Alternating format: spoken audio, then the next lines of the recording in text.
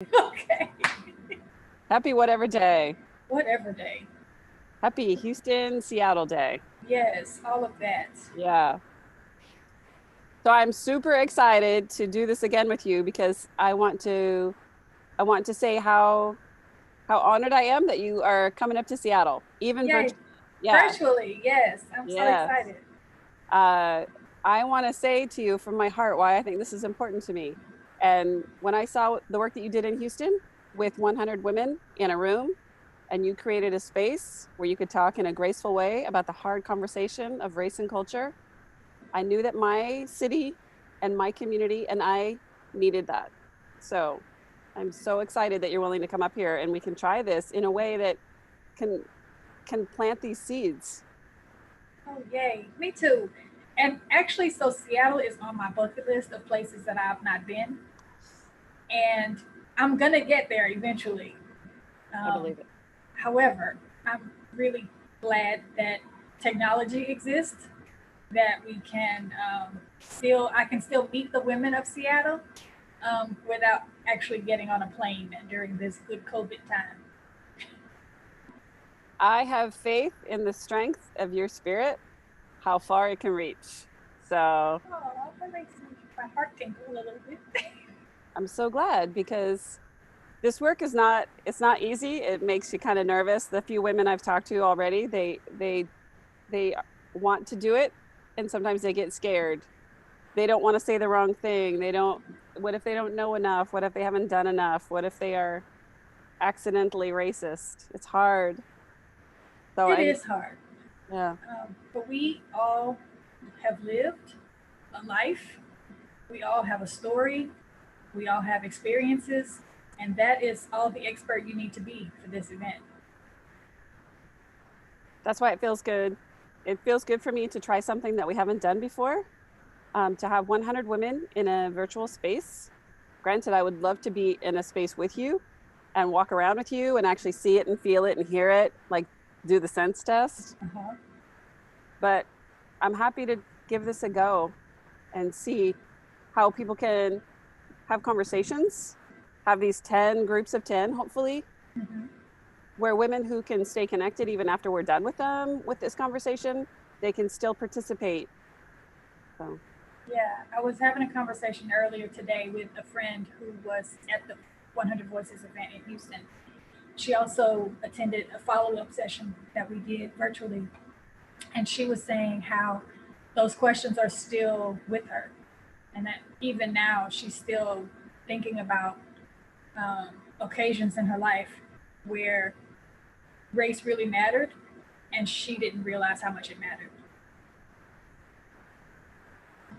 I think that's super important. And as someone who grew up in Seattle, uh, it was easy for me to think that race didn't matter because we weren't confronted with it. We were considered a progressive city, or maybe it just wasn't, it didn't come up. I was an urban kid, but it didn't really come up ever in conversation. And as I grew up, if you grow up with that in your mind, you don't think that you were part of a problem, part of an environment of racism. So if you start looking at that and you don't even know how to talk about it, you don't know how to do your own work, you get stunted in your learning in this area. I'm ready to have friends and those in my community. I'm ready to partner with them to work in this area. Not tell Yeah. them what to think, not tell them what to do, but actually invite them to share how this affects people, how to learn and listen for experience, for first lived or lived experience and how it affects people. Yeah. And the thing is that all of our lived experiences affect each other. And Sure. so it's not just my story that's important in this equation, right? Absolutely. It's both sides of this equation. It's all the sides of the equation. Um, I never was that great at math, so don't ask me about real equations. But it's all the stories, right? Part of what happens, I think, a lot in conversations about race and culture is that the conversation is one sided, um, or it turns into a blaming and shaming kind of situation. And I don't intend that for 100 Voices. I intend for us all to bring our story, for us all to bring our experience and for us to hear about life through a lens that we wouldn't otherwise be uh, invited to. I love the way that image looks when you are invited to somebody's story and you go in to listen and not to fix. You go in to just stand with someone in hardship or in pain, and you can disconnect from the typical, some of the things that I was brought up in my environment of, outrage equals um, release of guilt. So how do you show up with people in a space when you hear hard things and you choose to learn more and you choose to do things differently? Yeah. So Well, I'm hopeful. Uh, I feel really inspired by the women who came in Houston, who are still sharing their what happens next stories with me and pushing me to create more opportunities for them to reconnect. And I believe that the same can be true for Seattle. So I'm looking forward to that. I'm looking forward to all of it, to the gathering, to the conversations, to the whatever happens next of it all. Um, yeah, my heart is really full, and and I'm grateful to be able to do this work, um, and I'm grateful to be able to do it with you. And I was sharing with someone else earlier that um, there's a lot of approaches to this work, and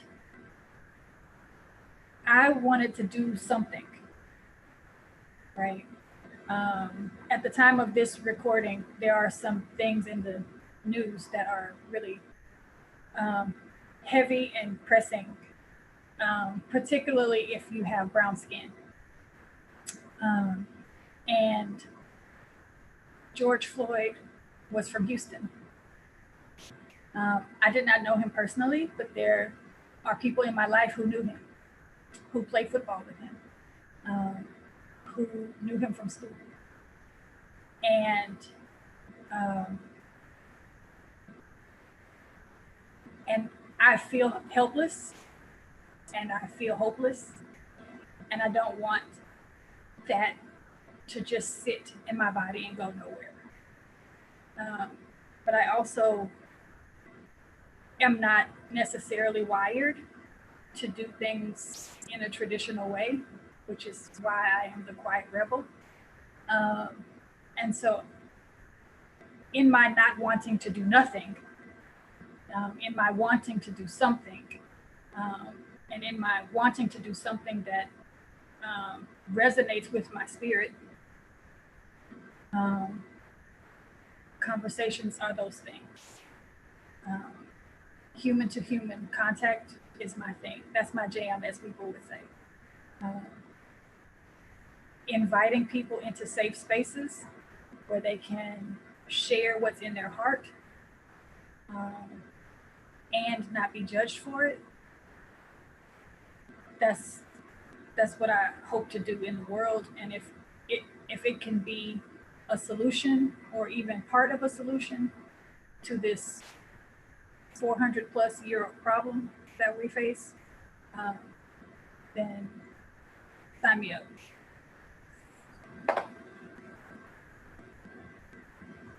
I'll be right next to you. Thank you. Mm-hmm. Yeah, I say yes to it. I'm sure says yes. Let's do it.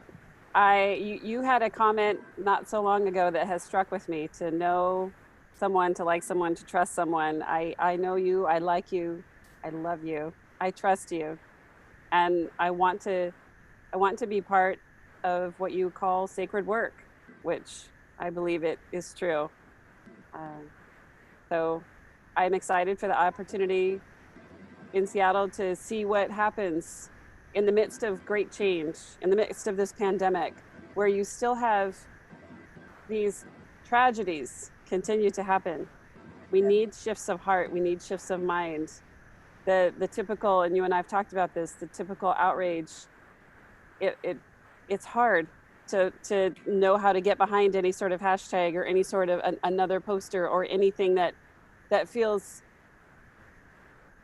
as an effort to go against helplessness. I want to do something productive. I want to do something that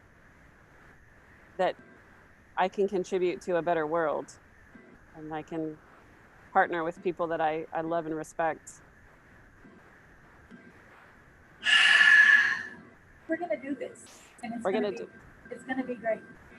And more than the event being great, which is important to me, but it's not nearly as important to me as um, people being great. And I really want to see us live as the best version of ourselves. And I don't think we can do that without sitting down and having some hard conversations with each other. I agree, and the world has said it. The world has said it's time. Our bell keeps getting rung.